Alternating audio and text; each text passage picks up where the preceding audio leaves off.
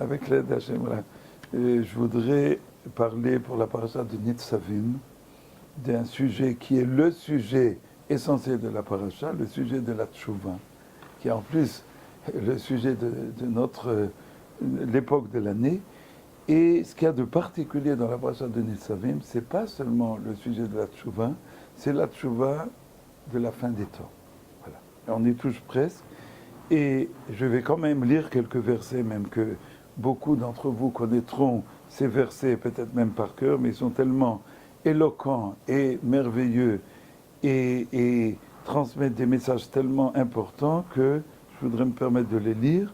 Donc, dans presque c'est pas le début, mais presque le début en fin de compte de la paracha, Ve'aya ki yavou alecha kol advarim haele, abracha va'klala, asher natati lefanecha v'ashavota el levavecha, bechol hagoyim asher idichacha Adonai Elohecho shama. Donc, et ce sera lorsque ces choses s'accompliront, la bénédiction et la malédiction au cours des temps que j'ai posées devant toi, tu ramèneras ces choses à ton cœur dans tous les peuples où je t'ai dispersé, où l'Éternel, ton Dieu, t'a dispersé. Veshavta d'Hashem Elokecha, veshamata bekolo, tu reviendras jusqu'à l'Éternel, ton Dieu, tu écouteras sa voix, que chol asher anorim etavecha hayom, ata uvanecha, et comme je te l'ordonne aujourd'hui, toi et tes enfants, bechol levavra ou bechol nafshecha, de tout ton cœur et de toute ton âme. C'est extraordinaire. À la fin des temps, après la dispersion, Veshav Hashem Elokecha et Shevoutra, et Hashem, si on traduit non littéralement, fera revenir tes exilés, mais comme la Gemara le fait remarquer, il n'est pas marqué Veshiv, ceux qui connaissent l'hébreu, le If'il, la forme factitive, mais la forme simple, Veshav, Dieu reviendra parce que Dieu se trouve avec le peuple juif en exil, et donc Dieu fera revenir, mais fera revenir tes exilés, Verichamcha, il aura pitié de toi, Veshav kibetra mikol ha'amim asher hapitzra Hashem Elokecha shama, et il reviendra et te fera revenir, et il te rassemblera de tous les peuples où il t'a dispersé. Im yiyeh nidachacha biktzeh hashamayim, si tes exilés sont aux confins de la terre, maintenant la Torah elle est marquée des cieux, c'est de l'hébreu, en français aux confins de la terre, Misham yekabetra Hashem Elokecha, les juifs d'Inde et les juifs de Chine et les juifs d'Indonésie reviendront, ou Misham yikachecha, et Dieu te prendra et te tirera de là-bas. Tout le monde sait qu'aujourd'hui, il arrive, Baruch Hashem, des juifs du Brésil. Il y a des tribus du Brésil qui se révèlent être juifs. On a d'Éthiopie, et bientôt, ce sera du monde entier. Ve'viacha Hashem Elokecha, el haaretz asher yarshu avotera virishta, ve'tivra virbecha me'avotecha. Hashem te ramènera à la terre qu'ont hérité tes ancêtres, et tu l'hériteras, et il te fera du bien, et il te rendra abondant plus que tes ancêtres. C'est extraordinaire, et tout le monde voit que ça commence à s'accomplir après des millénaires. C'est un des miracles et une des innombrables preuves de la véracité de la Torah et du judaïsme, que, effectivement, comment est-ce possible qu'un peuple exilé, dispersé pendant des dizaines de siècles, se retrouve et que mot à mot tout s'accomplisse. Umal Hashem Elokecha es levavcha ves levav zarecha, et Dieu va circoncire, enlever le prépuce de ton cœur et du cœur de ta descendance, le Ahava et Hashem Elokecha bechol levavcha bechol nafshecha leman chayecha, afin que tu aimes Hashem de tout ton cœur et de toute ton âme, afin que tu vives.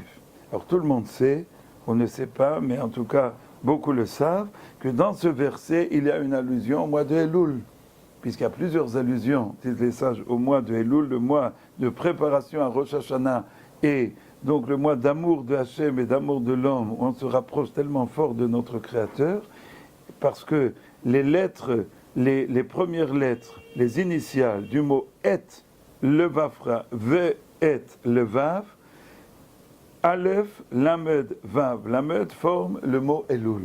Et, le Vafra, Ve, Et, le Vav, et donc on voit que le centre de Elul, c'est le cœur. C'est le cœur qui doit s'ouvrir. Et donc il y a une allusion ici, le verset ne parle pas de Elul, il parle de la tchouva de la fin des temps. C'est ce que je vais essayer d'expliquer. Parce qu'il y a une tchouva personnelle, il y a une tchouva tout au long de la vie, il y a une tchouva finale du peuple juif. Et donc, je reprends ce verset, Dieu va circoncire ton cœur et celui de ta descendance, afin que tu aimes l'Éternel ton Dieu de tout ton cœur, de toute ton âme, afin que tu vives. Venatan Hashem Elokecha es kol ha'alot ha'ele al oivecha ve'al sonecha asher rodafucha. Et Hashem fera retomber toutes les malédictions sur tes ennemis, sur ceux qui te haïssent, qui t'ont poursuivi. On sait aujourd'hui qu'on est avant la fin, l'apothéose n'est pas encore là, mais il se prépare. On sait qu'il y a une brebis parmi 70 loups, et que voilà, il y a un accord international où de plus en plus le dénominateur commun de la langue internationale, c'est haïr Israël. Ça devient de plus en plus clair. L'illogisme dépasse l'entendement, ce qui est bien la preuve qu'on est le peuple élu, qu'on est le peuple de Dieu, puisqu'il n'y a aucune logique quand ça touche Israël. Et ce qu'ils ne savent pas, les malheureux, c'est pas tous les goyim, parce que bien entendu, dans chaque peuple, il en restera, puisque dans Alenu le Shabbat, c'est le texte fondamental de Rosh Hashanah, on parle dans la deuxième partie que tous les peuples reconnaîtront la royauté divine, mais on parle de ceux, dans chaque peuple, il y aura une partie, une minorité sans doute, qui reconnaîtront la suprématie de Hachem et du peuple juif, mais les autres, les malheureux, ils ne savent pas ce qui se prépare, et la Suisse, l'Iran et l'Amérique, la Genève et avec les caricatures qu'ils font, et ils ne savent pas que ça va leur retomber sur la tête, mais en gros. Et donc, mais ce n'est pas l'essentiel pour nous, bien entendu. Ve'ata tashuv, et toi, tu reviendras. Alors c'est extraordinaire, je ne vais pas le développer, mais c'est une idée très importante. On voit que Dieu a déjà parlé qu'il va rassembler les exilés, que le peuple juif, dans sa globalité, va revenir à Hachem de tout son cœur, de toute son âme. Qu'est-ce qu'il est marqué maintenant de nouveau? Ve'ata tashuv. Et maintenant, et toi, tu vas revenir, Ve'shamata b'kol Hashem, et tu écouteras la voix de Dieu, Ve'asita et kol mitzvotav asher anochi mitzavecha hayom, et tu accompliras toutes les mitzvot que je t'ordonne aujourd'hui. Alors, on a déjà parlé de tchouva, de tout son cœur. Qu'est-ce qui reste? Il ne reste plus rien. Et maintenant, tu vas faire tchouva. Mais la tchouva, on voit qu'il y a des degrés dans la tchouva. On peut faire une tchouva qui inclut le cœur, qui inclut l'âme, et on n'a pas encore compris le message intérieur le plus profond de la parole divine. Parce que, Baruch Hashem, c'est pour ça qu'on est sur terre, qu'on a un nombre d'années à vivre, on peut toujours progresser. Et l'ensemble du peuple juif aura déjà fait un grand pas vers la tchouva, mais il restera encore un pas pour, tu entendras la voix intérieure, Veshamata b'kol Hashem. Il ne suffit pas simplement de revenir, mais de comprendre le message le plus intérieur et d'accomplir toutes les mitzvot de Hashem. Votir Hashem Eloka b'chol masyadecha b'fri bitnero b'fri behemtero b'fri admatera letova ki yashuv Hashem lasus alecha letov kasher sas alavotecha. Et donc Dieu te fera subsister et grandir dans tout ce que tu accomplis, dans le fruit de tes entrailles, dans tes animaux, etc., ton cheptel, ton bétail, pour le bien, et Hachem recommencera à se réjouir avec toi, comme il l'a fait avec les patriarches. Extraordinaire. Tout ça, quand ça se passera, qui sishma b'kol Hashem Elokecha, quand tu écouteras la voix de l'Éternel ton Dieu, l'ishmor mitzvosav v'rokav, d'accomplir les mitzvot, et je ne vais pas détailler, ça serait important, aktuva b'sefer ha-Torah hazeh, inscrite dans cette Torah. Sans la Torah, on n'a rien. Et bien entendu, la base de tout, c'est la Torah, la loi écrite et la loi orale. Ki tashuv el Hashem Elokecha b'chol levav b'chol nafshecha. Quand est-ce que ça se passera? Quand tu reviendras. Et alors là, il y a un passage fondamental, je ne vais pas le lire parce que ça va prendre encore du temps, mais il est le plus fondamental pour la tchouva, mais moi je voudrais parler maintenant de la tchouva de la fin des temps. Et ici, d'après le Ramban et d'autres explicateurs, on parle pendant quelques versets de la mitzvah générale de Tchouva. Car cette mitzvah que je t'ordonne aujourd'hui, je vous lis juste en français, elle n'est ni inaccessible, ni éloignée, ni dans le ciel, qu'on dise qui va monter au ciel et nous la ramener, ni et qu'on l'accomplisse, ni au-delà des mers, qu'on dise qu'est-ce qui va traverser toutes les mers et nous la ramener, qu'on l'écoute et qu'on l'accomplisse. Et je lis le dernier verset de ces 3 versets, qui karov elecha davar meod, befircha ou bilvavcha la soto. Car cette chose de la tchouva est extrêmement proche de toi, en ta bouche et en ton cœur, afin de l'accomplir. Ici, il y a les 3 principes de la tchouva. Tout le monde sait que la tchouva, le retour à Dieu, parce que la vraie tchouva, ce n'est pas un repentir de ses fautes. Le repentir, c'est une conséquence. Teshuvah, en hébreu, veut dire revenir. Et j'ai déjà fait remarquer que dans le jargon israélien, qui est très intéressant, parce que c'est des juifs, et donc, sans le vouloir, le subconscient parle, on parle de revenir en tchouva, on parle de chosrim betchouva, ceux qui reviennent à tchouva, et khalila, quelqu'un qui s'éloigne, on ne dit pas qu'il s'éloigne. On dit en israélien, la langue israélienne, choser besheela.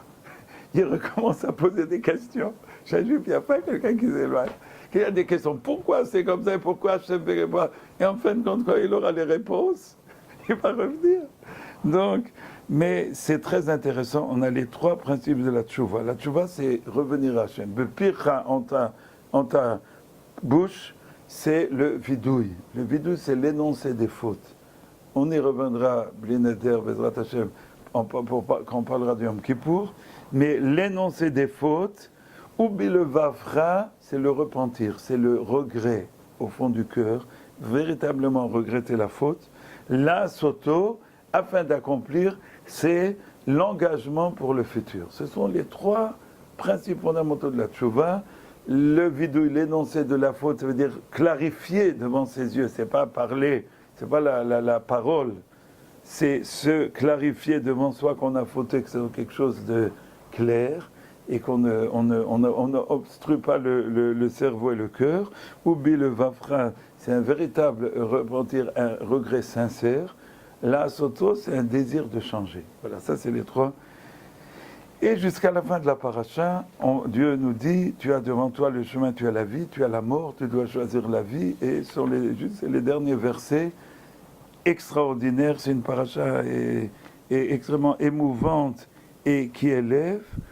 Et donc, c'est une paracha aussi qui enflamme, parce que dans cette paracha, on voit la fin des temps arriver dans la liesse, dans le bonheur, dans la joie, dans l'élévation, un retour de tous les juifs physiquement, spirituellement. Qu'est-ce qu'il va y avoir de mieux? Là où le bas blesse, c'est que si on lit la paracha qu'on va lire la semaine prochaine, la semaine suivante, Vayeler et la paracha de Hazinu, dans la paracha de Vayeler, c'est beaucoup moins glorieux. On parle encore de choses et de promesses, mais on parle beaucoup de la chute du peuple juif. Et quand on arrive à la paracha de Hazinu, alors là c'est l'hécatombe, et dans toute la paracha, on ne parle que d'un peuple qui se reguimbe, de toutes les fautes d'un peuple juif révolté et mauvais, et qui suit les autres goïms, et de châtiments divins inénarrables. Toute la paracha jusqu'à la fin. Quand on touche à la fin de la paracha Hazinu, alors il est marqué que Dieu, en fin de compte, aura pitié de son nom et du peuple juif, et qui va quand même amener la Géoula, il va quand même amener la libération finale. Je ne veux pas dire rédemption, c'est un mot chrétien, mais la libération finale, mais malheureusement, pas sous des bons augures, et avec de grands châtiments, et uniquement par pitié, à la fois de son nom et du peuple juif, qui reste le peuple juif.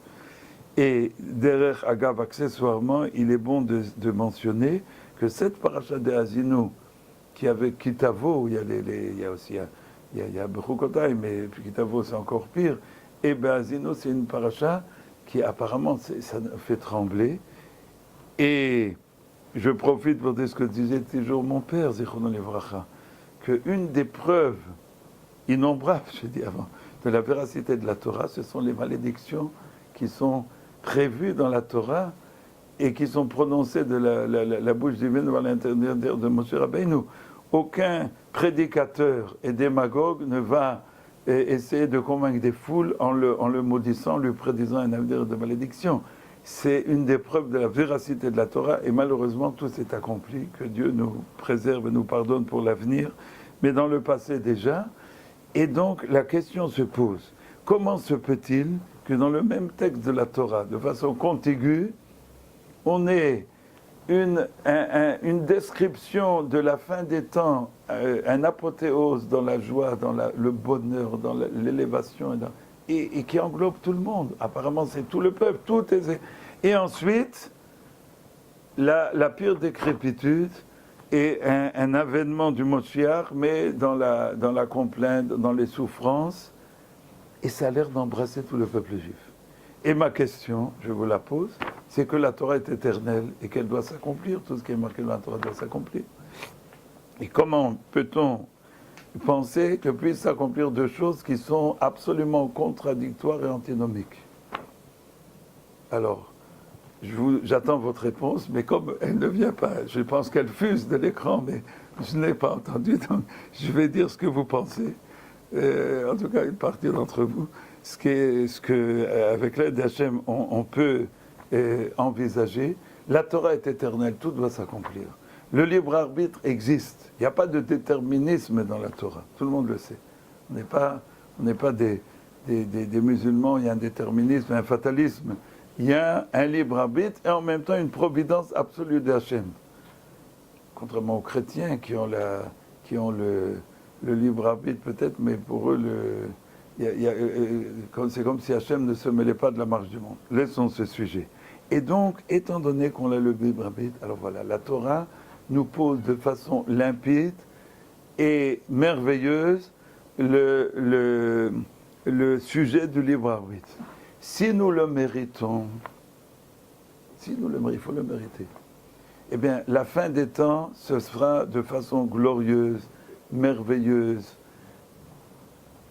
dans un état d'élévation et de liesse, et ça embrassera la globalité du peuple juif. Et il restera relégué dans les oubliettes pour une petite partie, ceux qui continueront à se révolter, la paracha de Asino, parce que tout doit s'accomplir.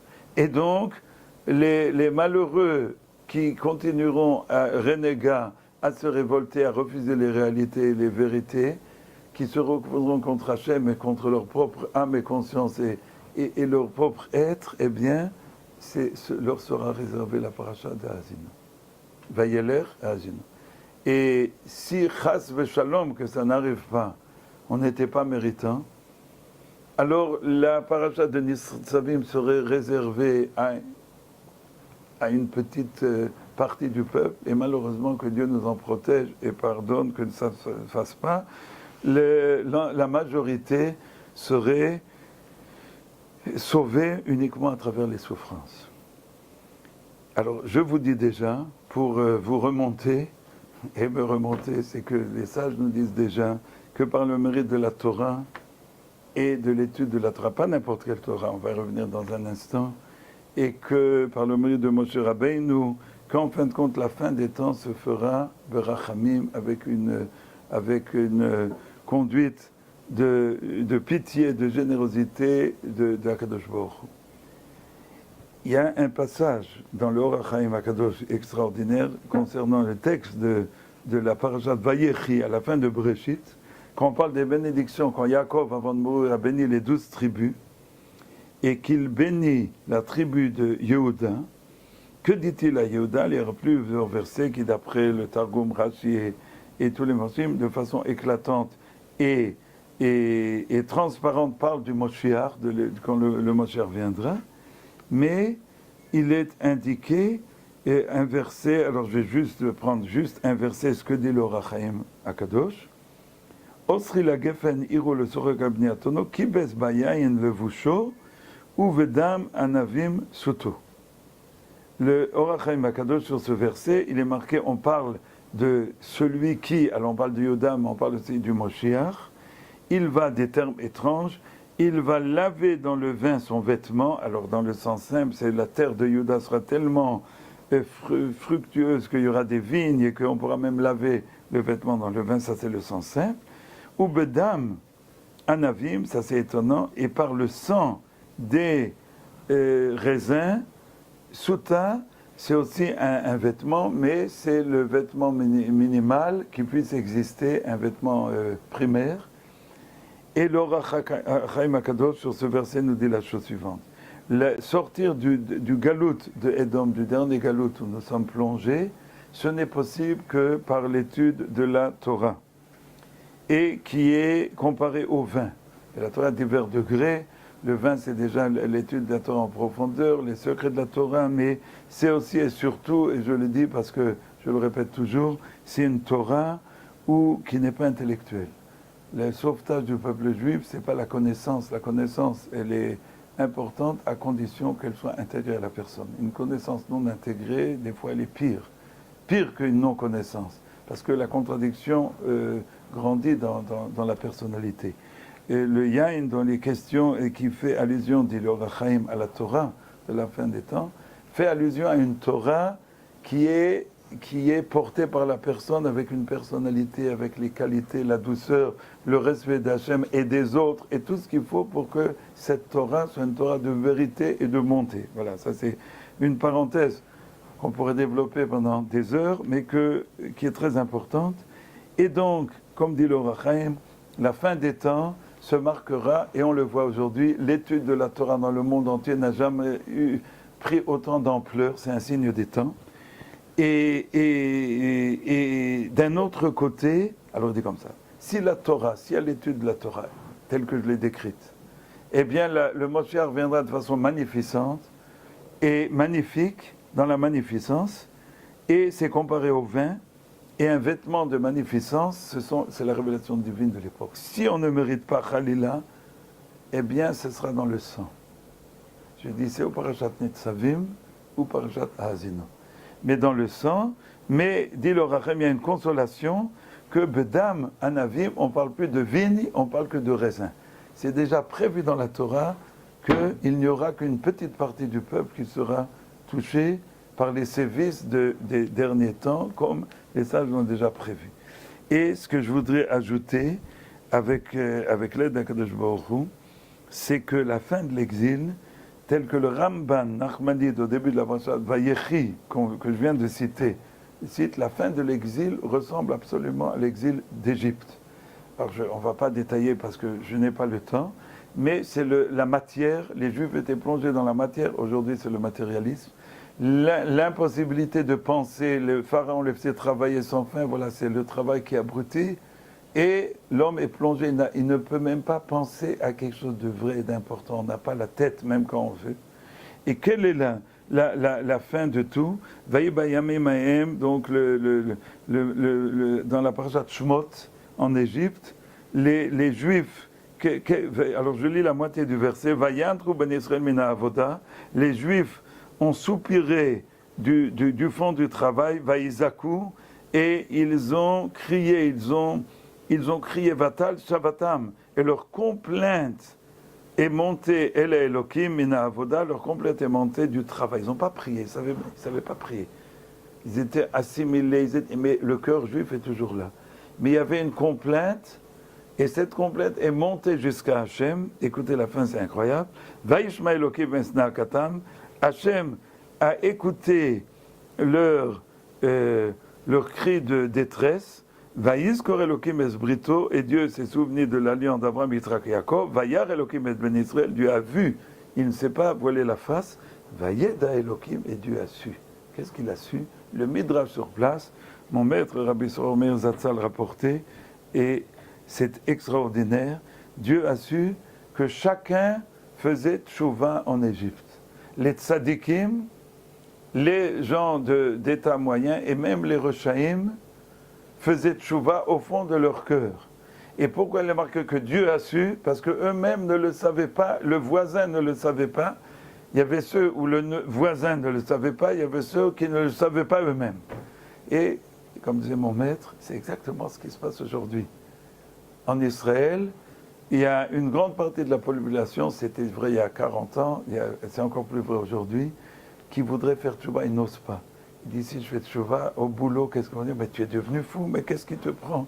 Qu'est-ce que tu arrives avec une kippa et qu'est-ce que c'est ce spaghetti que tu as au pantalon, le titis? Et donc, ils n'osent pas, il y en a qui osent faire le pas. Et il y en a qui n'osent pas parce qu'ils ne savent pas eux-mêmes, mais en réalité, les sages ont déjà prévu dans ce verset-là, dans le Midrash, ce qui est marqué dans Parashat Nitzavim, qu'il y a une émotion, et on la ressent aujourd'hui. Tout le monde dit que notre génération, ça s'appelle une génération, elle s'appelle une génération de tchouva. Il y a une génération extraordinaire, il y a un retour. Ce retour, alors, il ne faut pas que ce soit une simple mode. Malheureusement, il est des endroits, et voilà, je ne veux pas, mais ceux qui m'écoutent et qui sont francophones me comprendront, il y a certains pays où des fois, souvent, malheureusement, c'est le consensus, c'est une sorte de mode et il y a un retour. Et c'est une tchouva qui reste très, très mesurée. Et comme disait quelqu'un d'extraordinaire, quand je me vois la refoua shlema, il dit la tchouva des parents en France est suffisante pour eux, elle ne l'est pas pour leurs enfants. Toutes les retombées, les hécatombes, parce que les parents, ils font tchouva à moitié, ils mangent à tous les râteliers, ils se contredisent. Ils voudraient que leurs enfants fassent ce que disent, je ne fais pas ce que je fais, et c'est pas comme ça. Mais soyons confiants et heureux, les sages nous l'ont annoncé, et on le voit, on le sent, le retour a commencé, on n'y est pas encore, mais il y a un retour, le retour du cœur, qu'Akadosh Baruch Hu fasse en sorte, Bezrat Hashem, que chacun d'entre nous, nous soyons le truchement, mes chers frères et sœurs, je vous en supplie, que cette chouva ne soit soulignée par la parasha de Nitzavim et pas de Hazinu, que ça dépend de chacun d'entre nous, d'être en premier lieu un exemple pour soi-même, pour son conjoint, pour ses enfants, pour ses voisins, pour sa famille, et la bonne parole pour faire pencher la balance vers le côté glorieux et magnifique de la tchouva qui nous a été promis dans la bracha, dans la kedusha, ken yiratzon b'imrav yameinu amen.